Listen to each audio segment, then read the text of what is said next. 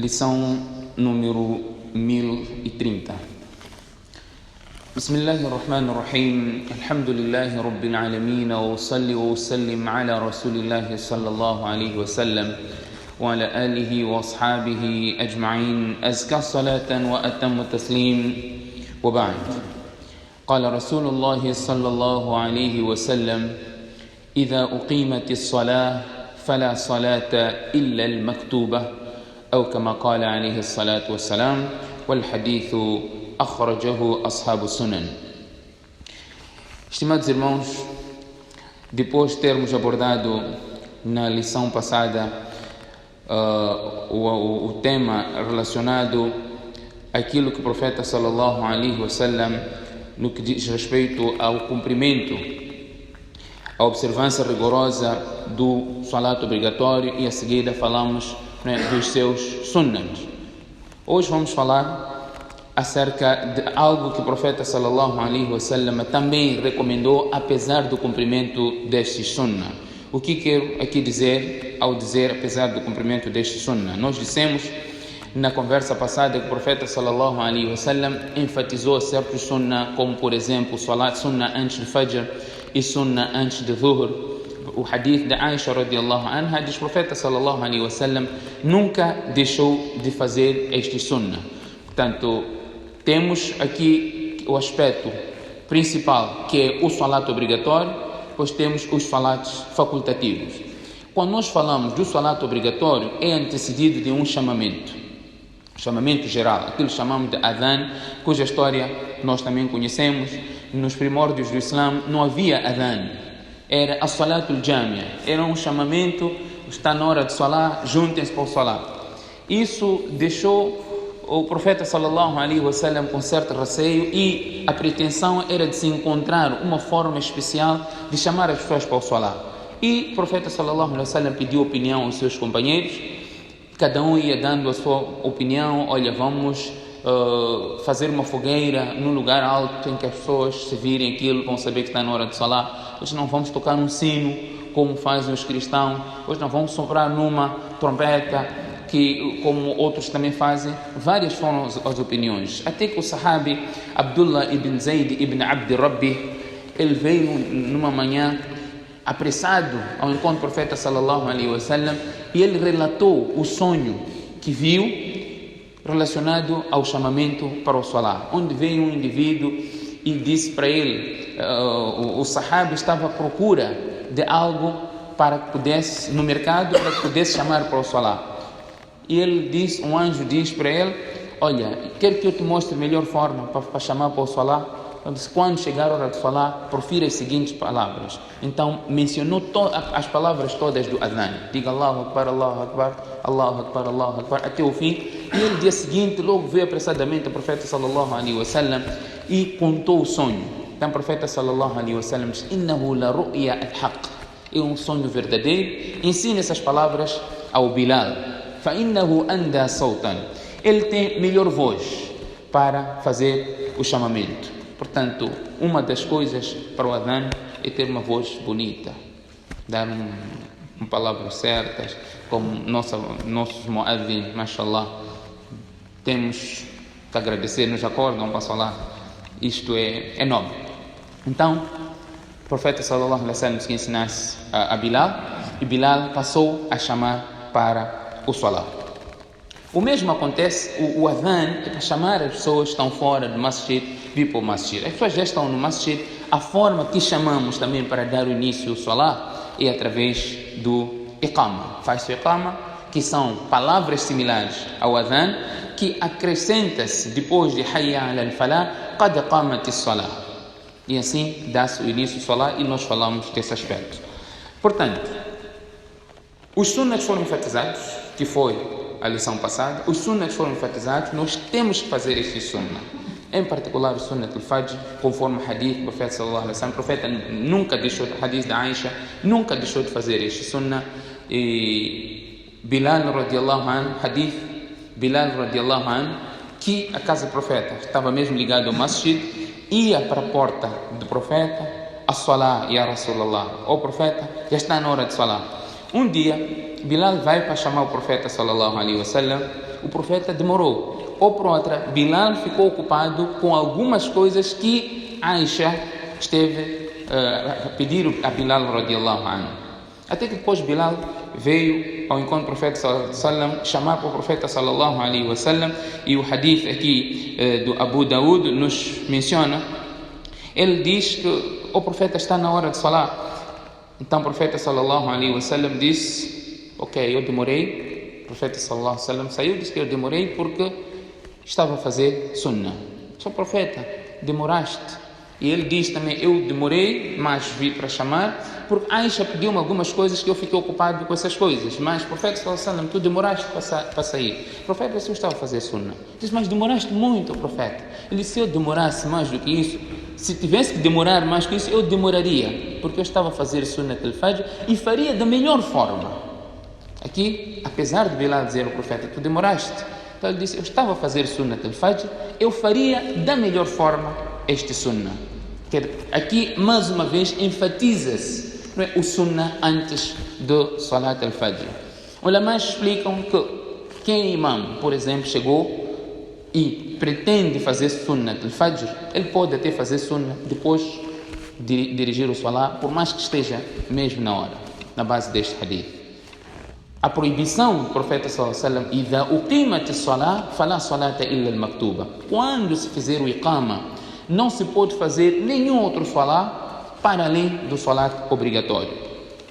Este hadith não se aplica a esta situação onde o imam, para o salat começar, iqama se faz, o imam já está pronto para começar o salat, portanto o imam pode fazer sunnah, depois vir para começar o salat, o iqama não será feito. A situação que pretendemos aqui falar é momento em que tu chegas para o masjid, já estás a fazer o iqama, ou já estás a fazer o salat al-fajr, ou qualquer outro salat, e você pretende fazer sunnah porque não fez o sunnah. Estamos aqui a fazer uma ligação da importância do sunnah, que foram muito enfatizadas, com o início do salat obrigatório. Temos que saber, antes de mais, apesar do sunnah ter sido muito enfatizado pelo profeta sallallahu alaihi wasallam, não chega à posição do fard. O salat principal é o salat al-fard. Portanto, o profeta sallallahu alaihi wasallam diz, quando se fizer o iqama, não se pode fazer mais nenhum salat para além do salat obrigatório. É o que nós temos que entender. Nós chegamos ao masjid, aqui nós vamos encontrar a posição, por exemplo, de Imam Abu Hanifa, Imam Shafi e outros imãos. Imam Shafi diz que o hadith está lá claro e deve ser cumprido, assim como está. Você chegou ao masjid, não fez sunnah al-fajr, ou não fez sunnah do dhuhr, foi feito iqama, então você deve dar preferência a este salat. O que acontece? Você já está, começou a fazer sunnah, não temos relógio no masjid, ou você não sabe qual hora vai iniciar o salat, só estão à espera, de repente começou o salat, está-se a fazer iqama. A posição aqui, de acordo com todos, você deve quebrar o teu salat sunnah e juntar-se ao salat fard, se estiver ainda no primeiro rak'ah. Começou o salat, está no primeiro rak'ah, você deve quebrar o salat, juntar-se ao salat al-fard. Você estiver no segundo rak'ah, sunnah, por exemplo, Imam Abu Hanifa, você tem que fazer 4 rak'ahs antes do dhuhr.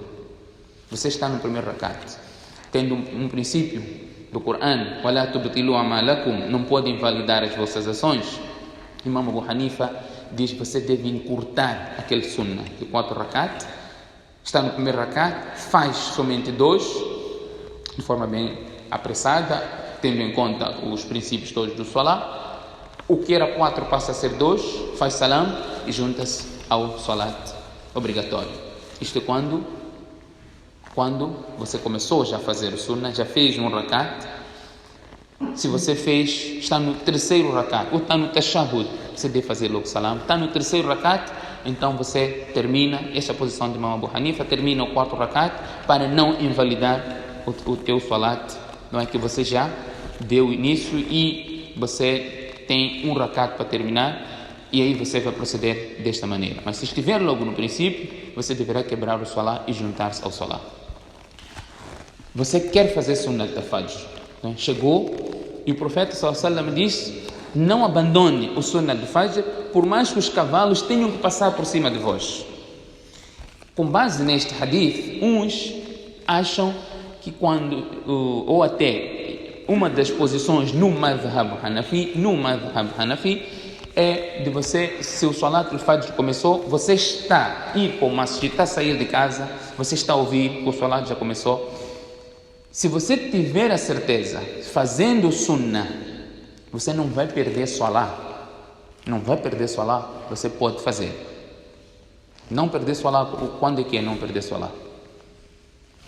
Ou por outra, se você vai encontrar o segundo rakat, no mínimo, se você for encontrar o segundo rakat, você pode fazer sunnah em casa ou fora do masjid.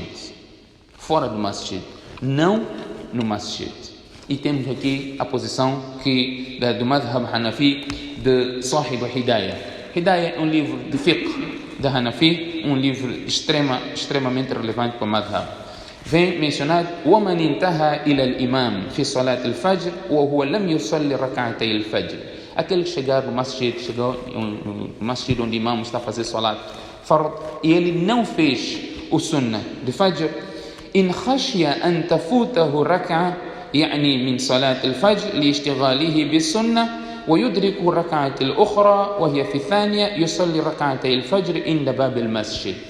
Se ele tiver receio, ou por outro, se ele achar que vai perder um rak'ah, mas vai encontrar o segundo rak'ah com o imam, então ele poderá fazer o sunnah, o Sahib Hidayah diz, na porta do masjid.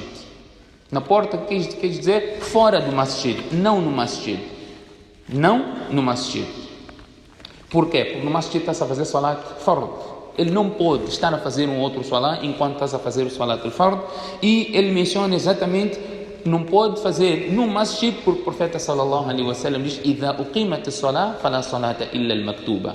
Então, se for de acordo com o madhhab Hanafi, você pode fazer fora do masjid e não dentro do masjid onde está a fazer aquele salat obrigatório. Ou, por outra alternativa, você não faz, porque o salat já começou. Você faz depois do sol nascer.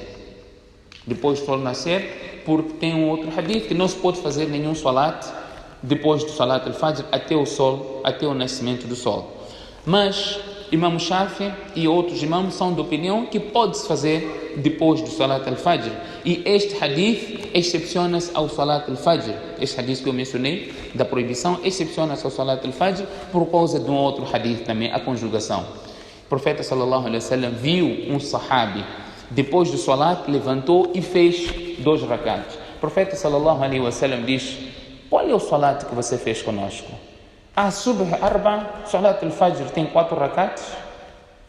Quantos rakats tem salat al-fajr? Quando é perguntado quantos rakats tem salat al-fajr, você me diz que tem 4, 2 sunnat, 2 fard. Quantos rakats tem zuhr? 12, 4 sunnat, 4 fard, 2 sunnat, 2 nafil. Não é isso? Não é correto dizer isso. Quantos rakats tem salat al-fajr? Por outra, quantos rakats tem salat al-shah? 17. 4 sunnat, 4 fard, 2 sunnat, 2 nafil, 3 witr, 2 nafil. Não é correto. Salat al-fajr tem, salat al-isha tem 4 rakats.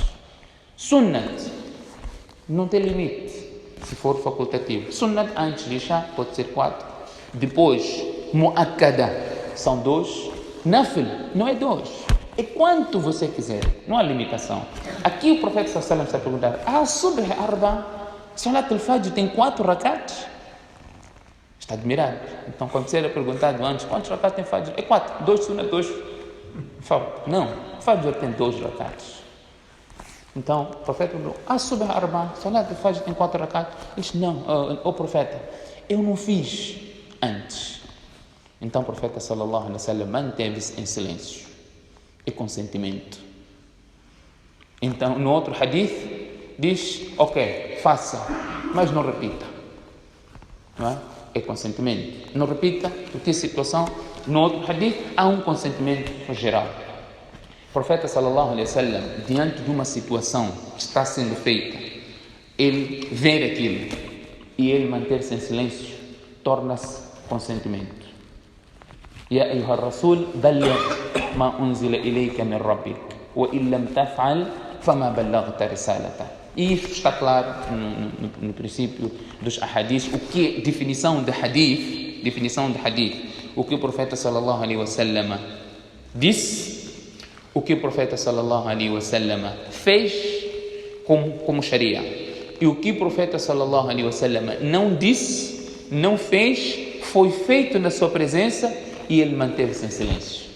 Também é hadith e é consentimento, ou o que efetivamente aprovou. Por exemplo, aquele hadith onde o sahabi no rukû, depois do rukû, ele diz: Rabbana lakal hamd, hamdan kathiran, tayyiban, mubarakan fi. Quando terminou de falar, o profeta diz: quem que foi que proferiu essas palavras? Nós mencionamos aqui, quando estamos a falar, falamos. Quem foi que proferiu essas palavras? O sahabi disse: fui eu, o profeta de Allah. O profeta diz: eu vi 30 e tal anjos apressarem-se para cada um ser o primeiro a registrar. Não foi o profeta sallallahu alaihi wasallam que disse isso, não é? Essas palavras, Rabbana lakal hamd, hamdan kathiran, tayyiban, mubarakan fi, foi um sahabi que disse, e o profeta consentiu e aprovou. Portanto, nesta situação do sunnah, depois do salat al-fajr, o profeta sallallahu alaihi wasallam viu e consentiu. Então, ulamás pegam, Imam Shafi em particular, que este sunnah pode ser feito depois do salat al-fajr, mas de jeito algum você pode comprometer aquilo que é obrigatório por se ocupar por aquilo que é facultativo. Apesar de ser enfatizado, nós dissemos isso na lição passada, esses sunnahs todos podem ter sido enfatizados, mu'akkada. Temos duas classes de ordem, um é fard, outro é nafil. Fard e nafil. Todas as outras práticas que não é fard enquadram-se na categoria nafil, facultativo, não é? Seja salat tarawih, seja salat sunnat muakkada, seja mustahab, tudo isso, portanto, enquadra-se aqui no facultativo.